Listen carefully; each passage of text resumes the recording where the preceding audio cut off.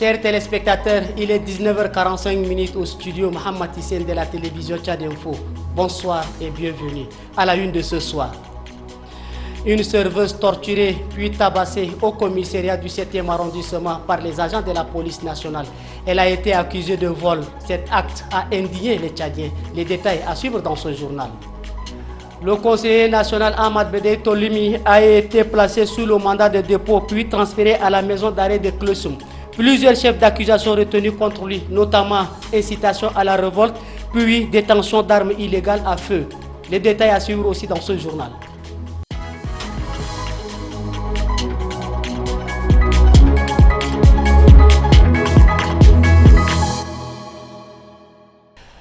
C'est un acte qui a indigné les Tchadiens. Une jeune serveuse a été tabassée et torturée par les agents de la police nationale du 7e arrondissement de la ville de N'Djamena. Dans la nuit du mercredi 6 septembre, pour cause, elle aurait dérobé un téléphone portable de son employeur. Suivez le reportage de l'équipe de Tchad Info TV. Attention, les images sont sensibles. Ce sont des hématomes de son supplice. Dans la nuit du 6 septembre, la jeune dame, dont nous préférons préserver l'anonymat, a été torturée par les éléments de la police du CSP7. Son tort, elle aurait dérobé le téléphone de son employeur. Et quand les policiers sont venus, ils m'ont jeté dans leur véhicule, m'ont mené au niveau des commissariats. Là. Ils ne m'ont même pas demandé une question comme ça pour que je les rencontré des trucs qui sont passés là. Et puis directement, ils sont en train de me coiffer. Et Dyson là, il est là aussi. Il a dit que comme fois bien là, je vais dire là où j'ai laissé son téléphone, caché ton téléphone là-dedans. J'ai dit je n'ai pas pris son téléphone devant Dieu. Un acte qui a provoqué l'indignation des Tchadiens, particulièrement les associations féminines de droits des femmes. Je condamne vraiment cet acte parce que c'est des choses qui ne doivent pas se faire. J'ai eu à voir le cas, les faits sur les réseaux sociaux. J'ai eu même à partager. Et ce que j'ai parcouru, il semblerait que la fille ou la femme a été accusée de vol. Mais on ne sait pas si vraiment c'est elle qui a volé ou pas. Et il n'est pas question que même si elle a volé, on ne peut pas se faire justice soi-même. Même si elle a volé, elle ne mérite pas tout ce qui s'est passé. Selon cette équipe du ministère de la Femme dépêchée chez la victime, les auteurs de cet acte qualifié d'odieux sont arrêtés et seront traduits devant la justice.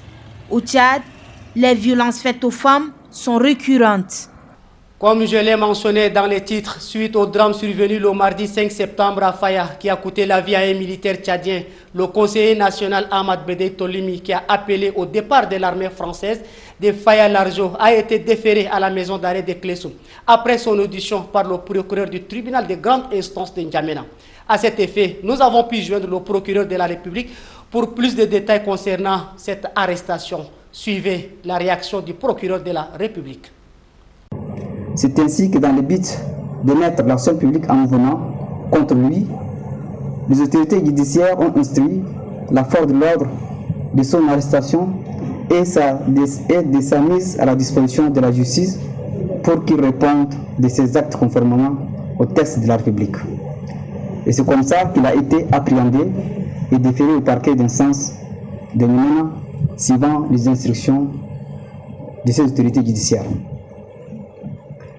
Puisqu'il s'agit de faits qui se sont déroulés à Faya, qui en principe relèvent de la compétence du tribunal de grande instance de Faya, la Cour suprême, par sa saisine par le procureur général de la Cour d'appel d'Abéché, conformément aux dispositions des articles 33 et suivants du Code de procédure pénale, a dessaisi le tribunal de Faya au profit de celui de N'Djamena.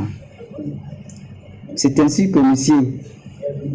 Ahmad Bedei Tolimi, conseiller national de la République, a été auditionné sur le procès-verbal régulier et mis sous mandat de dépôt en date du 7 septembre 2023 par le procureur de la République de N'Djamena qui nous sommes, sous le chef d'accusation suivant: incitation à la révolte, attroupement non armé, détention illégale d'armes à feu et actes racistes et xénophobes. L'actualité en bref de ce début de week-end porte sur une compilation des informations essentielles que propose la rédaction comme d'habitude. Suivez. À travers un point de presse animé ce 8 septembre à son bureau, la maire de la commune du 6e arrondissement Mamissou Malé appelle les habitants de sa circonscription à se faire enrôler au fichier électoral. Opération qui vise à enrôler les Tchadiens qui viennent d'obtenir la majorité, mais aussi les personnes qui ont changé de domicile après l'enrôlement de 2020 en vue de l'organisation du référendum et des élections pour le retour à l'ordre constitutionnel. L'Organisation du monde islamique pour l'éducation, les sciences et la culture ISESCO, en collaboration avec la Commission nationale tchadienne et le Musée national du Tchad, organise un atelier pour renforcer les capacités des agents du musée en matière de conservation préventive. Cet atelier se déroule du 8 au 11 septembre à N'Djamena. Son objectif est de former les agents du Musée national du Tchad aux techniques de conservation préventive afin de préserver le riche patrimoine culturel et historique du pays. E-sport pour finir, l'équipe nationale de volleyball a eu raison de la Zambie 3-1 au championnat d'Afrique de volleyball au Caire en Égypte. Le Tchad qualifié pour les quarts de finale et jouera contre la Libye. Le président de la Fédération tchadienne de volleyball, par ailleurs président du COST, Idriss Dokoni Adjiker, tient à renouveler ses encouragements aux joueurs et au staff technique. Ambassadrice des États-Unis aux Nations Unies, Linda Thomas Greenfield et le haut-commissaire des Nations Unies aux réfugiés, Filippo Grandi, ont animé une conférence de presse conjointe dans la soirée du 7 septembre à l'ambassade des États-Unis au Tchad. Après leur visite à l'est du pays, dans le camp des réfugiés soudanais et les communautés d'accueil, suivez le compte-rendu de Bekoutou Junior. Cette conférence de presse était l'occasion pour l'ambassadrice des États-Unis aux Nations Unies, Linda Thomas Greenfield, et le haut-commissaire des Nations Unies pour les réfugiés, Filippo Grandi, de rappeler les difficiles conditions de vie que traversent les réfugiés à l'est du Tchad, fuyant les atrocités depuis le 15 avril 2023, date du début des affrontements à Khartoum. Linda Thomas Greenfield a profité de l'occasion pour réitérer l'annonce d'un financement de près de 163 millions de dollars d'aide humanitaire pour le Soudan et les pays voisins. Cette assistance vise, selon elle, à couvrir les besoins des réfugiés, des personnes déplacées à l'intérieur du pays et des personnes touchées par les conflits dans la région. Elle a aussi annoncé l'interdiction du voyage émis par les États-Unis à l'encontre des personnes connues à l'origine du conflit au Soudan, ayant occasionné le déplacement de plus de 400 000 personnes vers le Tchad et des milliers d'autres dans les pays voisins au Soudan.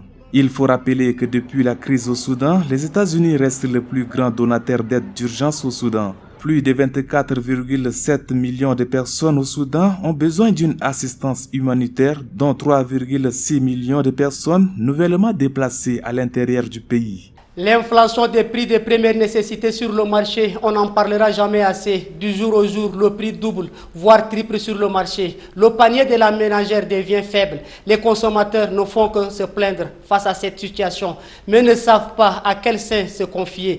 Entre angoisse et inquiétude des familles sur cette situation de la cherté de la vie, suivez ce reportage proposé par Rassam Mordim Leila pour la télévision Tchad Info. En début de la semaine, ces boules de savon coûtaient 400 francs CFA l'unité. Ce matin, à la surprise générale, le prix d'une unité est passé à 500 francs CFA.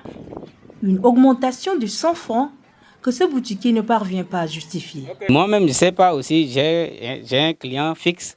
Je partais le trouver, il me dit que non, le savon est augmenté. Comme c'est mon client, il ne me trompe pas. J'ai aussi obligé de prendre avec lui. Au fil du temps que les gens, mes clients du quartier savent que c'est augmenté au marché aussi là, et ils viennent, ils payent avec moi aussi comme ça. La cliente ne pourra répartir qu'avec 2 boules de savon au lieu de 3. Et pourquoi cette spéculation soudaine? Pour comprendre, nous avons tendu notre micro au président du syndicat national des opérateurs économiques. Les produits locaux quittent leur lieu de production jusqu'au marché de grandes villes. Il y a un certain nombre de taxes qui se font en amont pour que le prix, quand le produit arrive sur le marché, ça devient cher. Lequel? Les agents de contrôle, les eaux et forêts, le prix des carburants, l'état de la route. Donc tout ça font que le produit local devient de plus en plus cher. Et encore, là aussi, il faudrait reconnaître que le commerçant qui produit le prix, il faut aussi leur loi parce qu'il n'y a pas le contrôle d'État. Dans les murs de la chambre de commerce, Ces spéculations au marché sont dues à la crise soudanaise. Toutes nos importations à partir de l'Est ont été stoppées.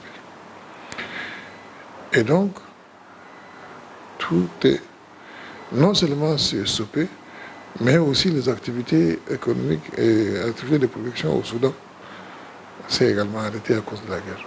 Et donc, au lieu de faire des mouvements de marchandises ou des denrées alimentaires de l'Est vers l'Ouest, maintenant c'est de l'Est, c'est de l'Ouest que ça va vers l'Est.